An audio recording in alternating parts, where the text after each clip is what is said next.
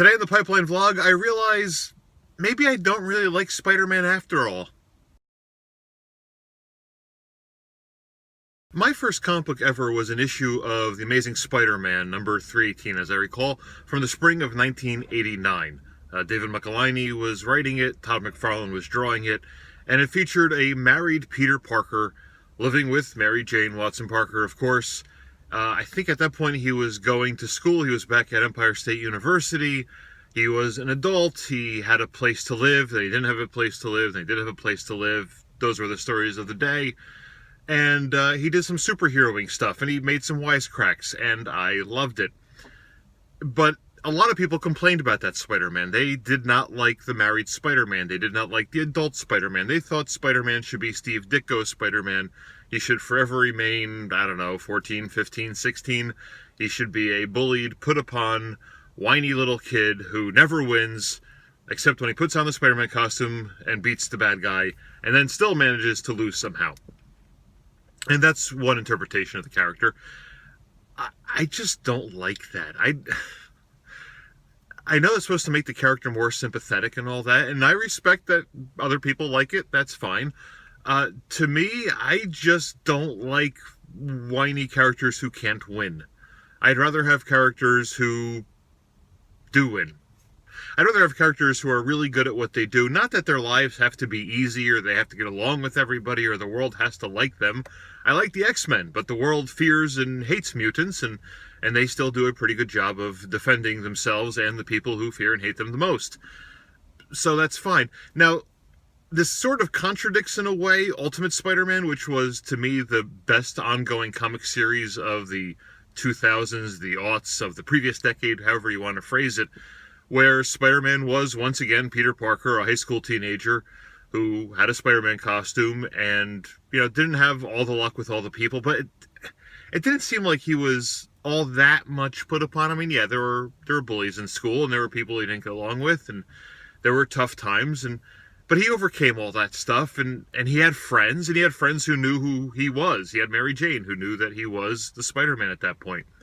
So, I don't know, he had good comebacks, he did win. I'm trying to figure out, maybe I need to go back and reread Ultimate Spider-Man to see how close that is to the interpretation of the character that everyone else seems to like so much, that I'm just realizing I don't like as much. And I'm thinking now, it's a possibility, this is an age thing. I'm a man in my 40s now who reads superhero comic books. Save your jokes for later. But not too many superhero comic books anymore either, to tell you the truth. But maybe I just can't deal with, whiny teenage punk kids getting off my lawn, I hope. Maybe I associate more with the adult version of Peter Parker who, maybe has a bad boss or a bad job, and he's married, and his biggest problem is his mortgage.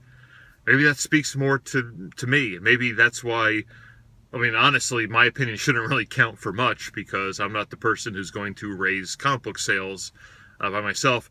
The intended audience for comic books should be a younger market, as it always has been. It used to be back in the day that you expected a generation of readers to be, 8 or 10 years, and it would overturn. It would be the next generation. It would be the younger siblings who are reading their comic books. Or it would be the next generation of people who had grown up and had kids, and their kids were reading comics, that kind of thing. So maybe my irrational, not dislike, but my preference for the adult Spider-Man, who still has his problems, but can overcome them, can still make the wisecracks, can still beat supervillains, often with science, is just a function of me being a 41-year-old guy.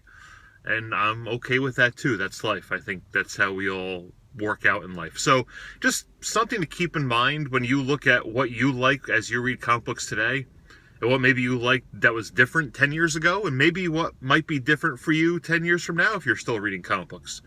The world changes, and you change, and not everyone is going to agree with you, because not everyone is you or has your life circumstances, and that's just the way it is. So Marvel can make whatever Spider-Man comic book they want, and they'll attract the crowd with the character that they use. And I can't even tell you right now what the current status of Spider-Man is. I believe he's the head of a big corporation and uses science. It seems like the kind of thing that would be aimed right at me. I should probably be reading it and liking it, but I just don't have the time or money right now to read all that stuff. So Spider-Man, still like the character. Spider-Man Homecoming, by the way, I love the movie. Probably inches more towards that original Steve Ditko version, more towards the sort of whiny, angsty teenager sort, and that's probably the parts of it I didn't like the most. But I still like the movie, so maybe I'm a complete hypocrite. So I don't know. These are the things I'm thinking about, working out in my mind. Maybe it'll be a topic of a future Pipeline column. Who knows? But thanks for listening to me ramble today. Don't forget to subscribe below, of course, to this channel so I can get my very own YouTube handle. That would be awesome. It'd be a great birthday present, although my birthday is not for another 9 months or so, and I'd hope to get it before then. Thanks for watching. Pipeline.comics.com, of course, for more of the kinds of things you like.